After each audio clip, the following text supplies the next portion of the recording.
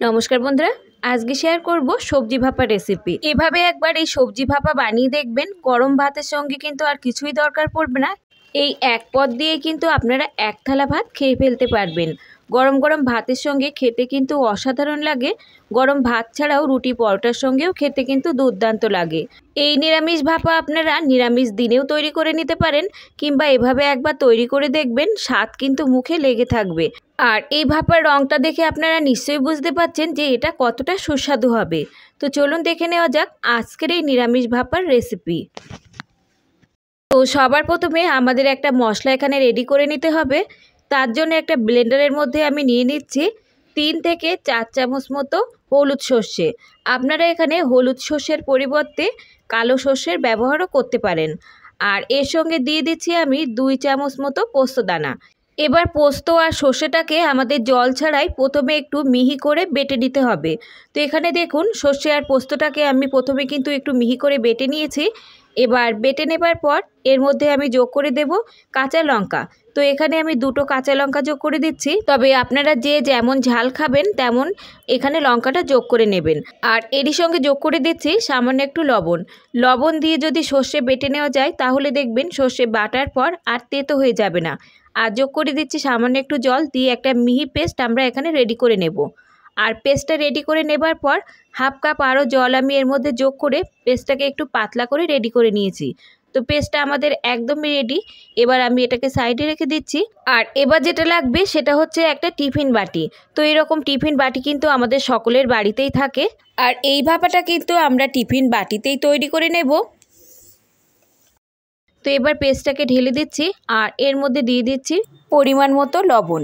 লবণটা কিন্তু একটু বুঝে দিতে হবে, যেহেতু আমরা সর্ষে বাটার সময় লবণ যোগ করেছিলাম। আর এর মধ্যে যোগ করে দিলাম হাফ চামচ মতো হলুদ আর হাফ চামচ মতো দিচ্ছি এখানে চিনি। তবে চিনি যদি পছন্দ হয় সেক্ষেত্রে আপনারা স্কিপও করতে পারেন। এবার সমস্ত উপকরণ এই পেস্টের সঙ্গে খুব ভালোভাবে মিশিয়ে নিতে হবে।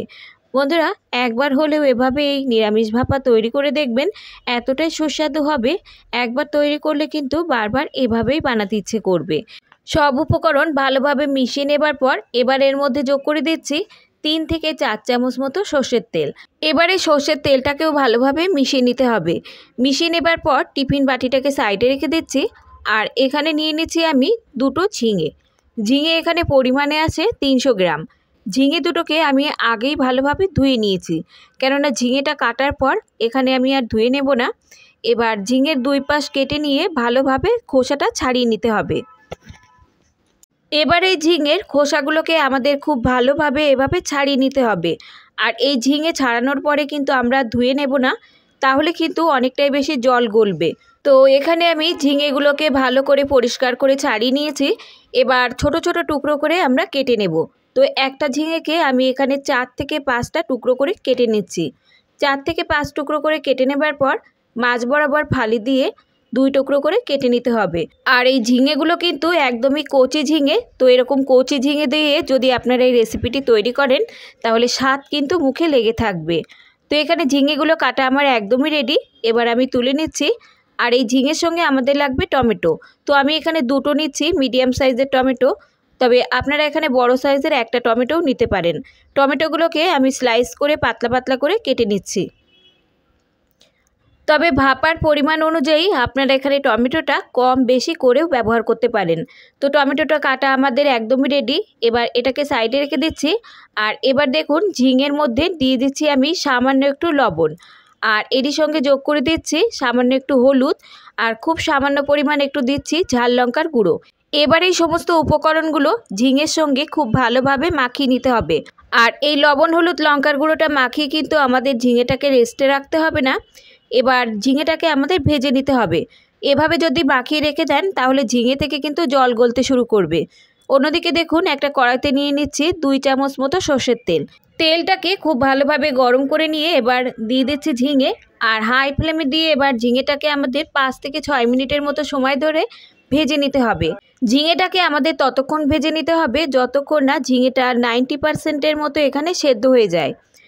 ঝিঙেটাকে 5 থেকে 6 মিনিটের মতো ভাজলেই দেখবেন ঝিঙেটা 90%-এর মতো এখানে সেদ্ধ হয়ে যাবে। যেহেতু একদমই কচি ঝিঙে, তাই সেদ্ধ হতেও দেখবেন খুব বেশি সময় লাগবে না। বন্ধুরা, ঝিঙে একবার এভাবে রান্না করে দেখবেন যারা ঝিঙে খেতে চায় না তারাও কিন্তু চেয়ে চেয়ে খাবে। তো দেখুন এখানে 5 থেকে 6 মিনিট মতো ভাজার পর ঝিঙেটা কিন্তু কমে একদমই অর্ধেক হয়ে গেছে। তো এর থেকে কিন্তু আমরা আর ভাজবো না। এবার এই ঝিঙেগুলোকে তুলে নেব। ঝিঙেগুলোকে তুলে নিয়ে এবার এই তেলের মধ্যেই আমি দিয়ে দিচ্ছি কেটে রাখা টমেটো। টমেটোগুলোকেও আমাদের 2 থেকে 3 মিনিটের মতো সময় ধরে ভেজে নিতে হবে। এভাবে 2 থেকে 3 মিনিটের মতো সময় ধরে ভেজে নেবার পর দেখবেন টমেটোটাও অর্ধেকটা সেদ্ধ হয়ে যাবে, তবে পুরোপুরি গলে যাবে না। ঠিক এই রকমভাবে টমেটোগুলোকে আমাদের ভেজে নিতে হবে।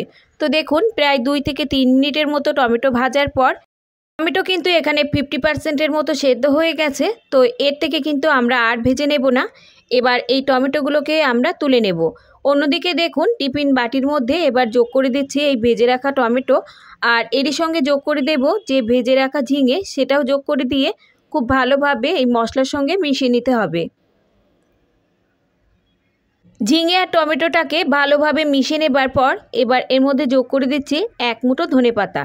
এই ভাপাতে ধনেপাতাটা দেওয়ার অবশ্যই চেষ্টা করবেন। ধনেপাতার ফ্লেভারটা কিন্তু এই ভাপাতে দারুণ লাগে। আর উপর দিয়ে দিয়ে দিচ্ছি 4টে কাঁচা লঙ্কা। তবে ঝালটা আপনারা যে যেমন খেতে চান তেমন এখানে যোগ করে নেবেন। আর এভাবে যদি উপর দিয়ে কাঁচা লঙ্কা দেওয়া হয় তাহলে দেখবেন ভাপায় একটা সুন্দর ফ্লেভার আসবে আর খেতেও লাগবে দুর্দান্ত। এবার টিফিন বাটিটার ঢাকনাটা আটকে দিয়ে আমাদের জলের ভাপে এটাকে রান্না করে নিতে হবে 20 থেকে 25 মিনিটের মতো। অন্যদিকে একটা কড়াইতে জল গরমে বসিয়েছিলাম। জলটা খুব ভালোভাবে গরম হলে তার মধ্যে একটা স্ট্যান্ড দিয়ে বাটিটাকে বসিয়ে ঢাকা দিয়ে রেখে দিচ্ছি লো টু মিডিয়াম হাইতে দিয়ে 20 থেকে 25 মিনিটের মতো। ফিরে আসছি আমি 20 থেকে 25 মিনিট পর।